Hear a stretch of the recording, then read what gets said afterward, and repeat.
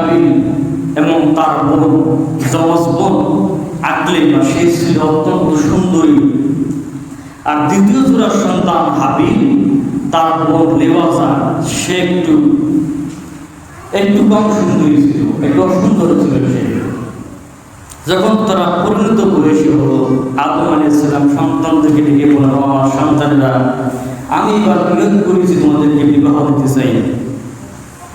সুতরাং হাবিলকে বললো, তুমি কাবিলের বোন আকলিমাকে বিবাহ করবা, আর কাবিলকে বললো, তুমি হাবিলের বোন লেওয়াজাকে বিবাহ করবা। এটাই হচ্ছে আল্লাহর ফয়সালা, চূড়ান্ত সিদ্ধান্ত। কিন্তু কাবিল তো অস্বীকার করলো। সে বললো যে না, আপনি পিতা, আপনি আমার প্রতি অবিচার করতেছেন।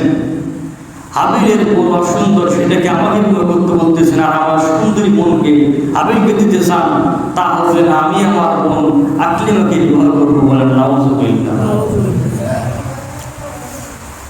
যখন তারা এই কথা বললো, তাদের মীমাংসা করার জন্য আল্লাহ রাব্বুল আলামিন একটা সিদ্ধান্ত দিলেন যে তোমরা দুইজনে আল্লাহর দরবারে কুরবানি পেশ করো। যার কুরবানি গ্রহণ হবে সেই আকলিমাকে বিবাহ করবে। সেই সময় শরীয়তের বিধান ছিল যা তারা কুরবানি করে একটা পাহাড়ের উপরে রেখে আসতো। যার কুরবানি কবুল হতো, আসমান থেকে একটা আগুন এসে সেই কুরবানিটাকে জ্বালিয়ে দিত। আর যারটা কুরবানি কবুল হতো না, সেটা সেখানেই পড়ে থাকতো।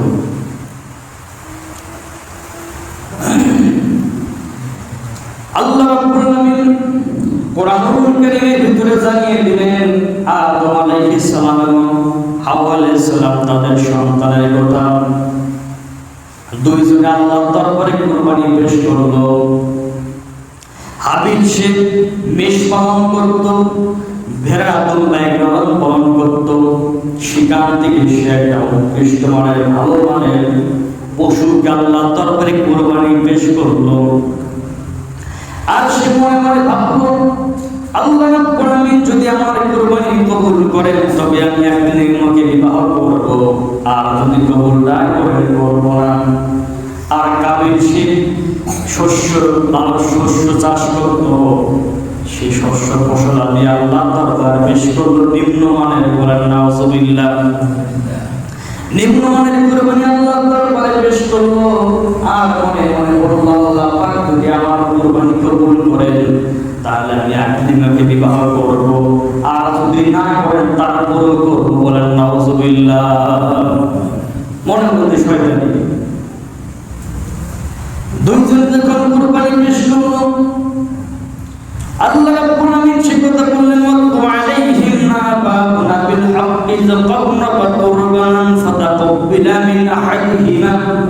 দুইজন যখন কুরবানি পেশ করলো, আল্লাহ রাব্বুল আলামিন দুইজনের মধ্য থেকে একজনের কুরবানিকে কবুল করলেন।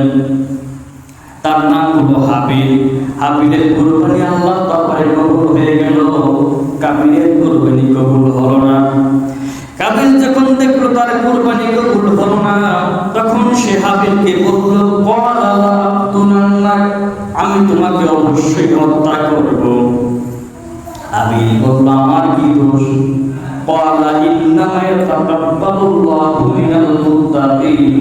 আল্লাহ পাক তো কেবল মুত্তাকিদের কুরবানি কবুল করেন। বলেন সুবহানাল্লাহ।